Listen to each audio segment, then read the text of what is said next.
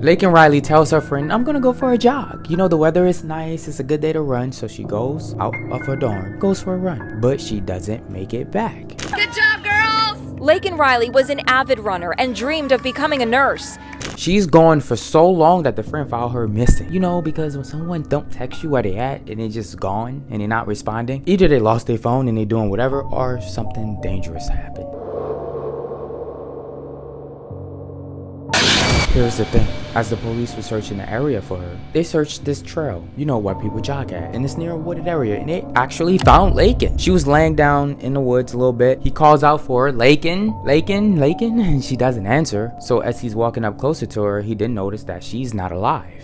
Not only that she's not alive, it was an accident. Someone murdered her. Used a weapon to seriously disfigure her skull. It turned into a serious investigation really quick. The first thing that they do is check CCTV. And it led them to this guy named Jose. They went to his place and arrested him immediately. The creepy thing is, he did it for no reason. He seen this girl jogging by herself, went up to her, grabbed her, kidnapped her, took her deeper into the woods a little bit, and then murdered her. Got samples of his DNA because he did this for no reason. They want to see if he committed any other crimes. He could be a serial murderer. He traveled all throughout America. He went from Texas, made his way up to New York, then made his way back down to Atlanta. So the police put pictures up all over of this guy so people can come out just to see if they have stories or information about this guy, just to see if he did anything or murdered anyone. And because this case is so recent, they're gonna keep this secret for now. Snack break. Do y'all have y'all snacks? Now look, I know sometimes y'all be getting mad at me because I don't be posting y'all snacks. It just be so much of y'all sending, I just be forgetting. So today is just gonna be dedicated to you. Yes, you. Since you wanted me to post your snacks so bad, today is just about you. And I love you for that because you want to make it known that you have your snacks. And I love you, thank you. But shout out to Corey X Kitchen. I got a little wet. Not the first time I heard that. And y'all already know what I'm about to say. GGYS, go get your snacks. It's about to get crazy. I just started off in your world. But Laken was just jogging on the trail, and the thing is, it's just so creepy. It really is. Recently, a 9-year-old was with her family camping, and I guess she was riding her bike, and a man came up to her, all sweet, approached her nice, and he took her, just grabbed her and took her. He took advantage of her. He was talking to her for a little bit, got to loosen her up a little bit, and took her. I kidnapped her for some days. The family couldn't find her. They did a search. They ended up finding the girl. The girl, nothing happened to her. This is the camper where police say little Charlotte Senna was held prisoner for 2 days. She got lucky. The area where the girl got kidnapped at this camping trip was this wooded area. It's like this man was just waiting for that opportunity. And when he got that opportunity because she was riding her bike alone, he took advantage of it. Sometimes people do get lucky. Sometimes people do get unlucky. But does it ever meet in the middle?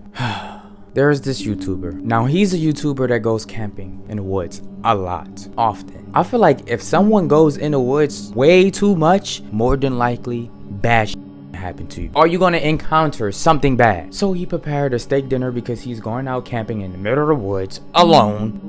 Right, we've got steaks on go now. Bit of ribeye, pot boiling for some mash, and I've got a visitor. Creeped up behind me asking me if I had a light in my pants. This is Martin anyway. I don't know him, but he's stopping for a steak, so just some random creep wandering about. You went round here in a poncho a couple of months ago, were you? I don't think I was. And all of a sudden, some man just comes walking up to him. At first, it seems friendly and cool and chill. So, you know, the guy was making steak, and this random person seen that this guy was making food, and he wanted some steak. He offered him some steak. He said, okay, sure, I'm gonna make you a piece too, some slices too. So they chilled back, relaxed, and ate. But the thing is, they had little to no conversation. He just came there to eat the steak. When he turned his back to chop up some more wood so the fire could keep going, the guy just disappeared and walked away, not even saying thank you. So 2 strange things already didn't happen. First, some random person just came out of nowhere in the middle of the woods. Then 2, he just left without saying thank you. Strange. It's nighttime now. It's very late. The guy feels so uncomfortable, and he feel like this man probably gonna bring more men with him, and they probably could do something to him. So he packs up his stuff and he got the Thinking, is he going to come back? Because he wasn't a normal homeless person, if you know what I mean. The more I think about it, the stranger it gets. The fact that he just left has put the EBGBs up me. But what he wanted to do is, since he had 2 cameras, he wanted to strap one of his cameras up to a tree where his site and setup was, just to see if these people gonna come back, and so he can replay the footage and see if they have weapons, to see if he came with other people, you know, just to be on his investigation type scene, so he won't ever come in these woods again. So when he leave that following night, as he's walking, mind you, he's scared, because they could still be in the woods, they could be watching him the whole time, waiting for him to go to sleep, because when you in a tent, it's obviously no protection at all. If he was in a cabin, maybe he would have thugged it out, maybe, but as he's walking out, he doesn't hear nothing, he doesn't see no one, and he goes back home and waited till the next morning to get that camera he set up to watch them. When he comes back, he discovered that his camera is gone. It's no longer there. Trail camera's gone.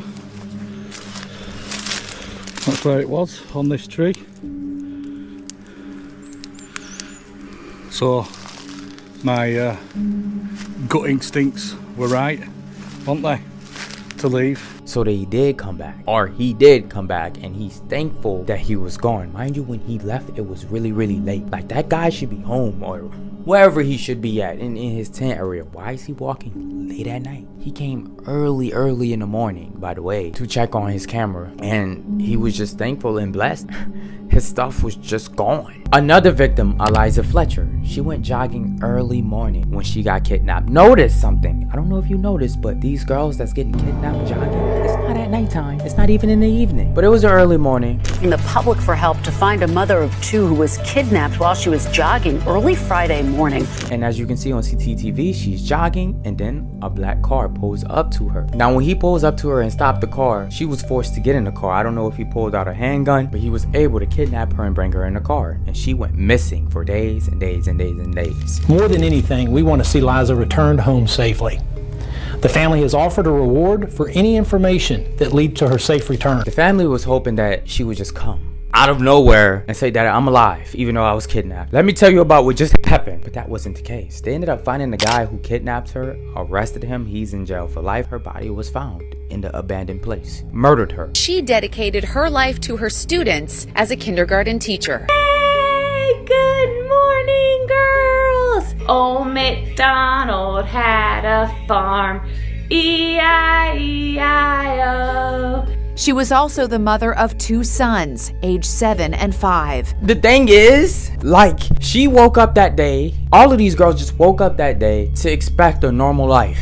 Do normal things, stay out of everybody's way. And this is why I'm saying, here today in 2024, you cannot leave the house not knowing in the back of your head, if this was to happen, can I protect myself? The answer is no, then don't do it. Because this girl was kidnapped as well for absolutely no reason. When she got kidnapped, they chained her up and they starved her purposely. They beat her purposely for no reason. For days on days on days. And then they just decided, you know what, we're gonna let you go. Now, she could have been chained up in this place for years and possibly not got caught, or they could have murdered her. But it was like they just wanted to have their little fun with her and just let her go. And yes, I don't know if I said this, but she was jogging. Kidnapped while jogging. She was tearful, thankful, and completely distraught and relieved that she was out of that horror situation. I mean, it was an emotional phone call. And I do want to say this, like, as a guy, because I know people always say, oh, I'm a guy, I can go out alone and things like this. As a guy, when I go jogging, I always carry a weapon. One of the main things that I used to have when I didn't have nothing, because I used to jog when I was in school as well. Let's see if I can find it real quick. Oh, I found it. So I would have this tool, and I felt like it was perfect because, like, this right here, like, it's I can't believe I still have this. Like, I knew that it was still gonna be there. And I know if somebody was to have a gun, yeah, it's nothing that I'm able to do but accept it. But to be honest, if somebody stops a car next to me, I'm running. So I just started walking, and as I was walking, there was a van, and it was in a driveway that I had to go around.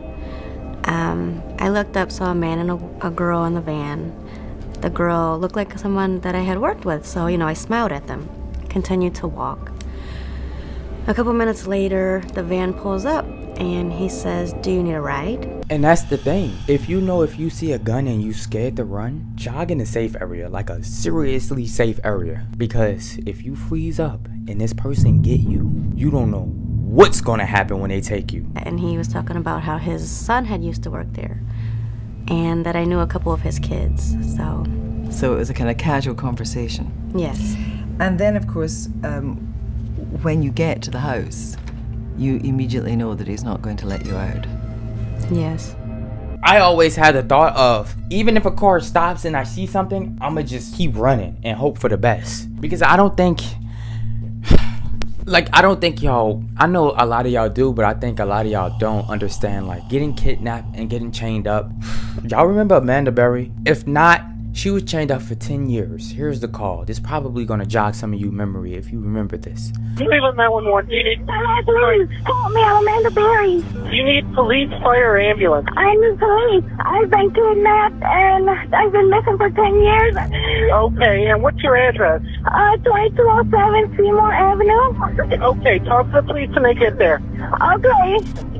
Hello? Yeah, talk to the police when they get there. Okay, I'm gonna leave right now. We're gonna start them as soon as we get a car open. No, I need them now before we get back. I told you they're on the way. Talk to them when they get there, okay? All right, okay. Thank you. When she was kidnapped, she was literally chained in one spot. Yeah. And how did he chain you, Gina, when you Well, my chain went through her wall to my wall, like through a wall. Because her room and my room were connected, so it went straight through a wall. And then it like divided from my ankle to Michelle's ankle.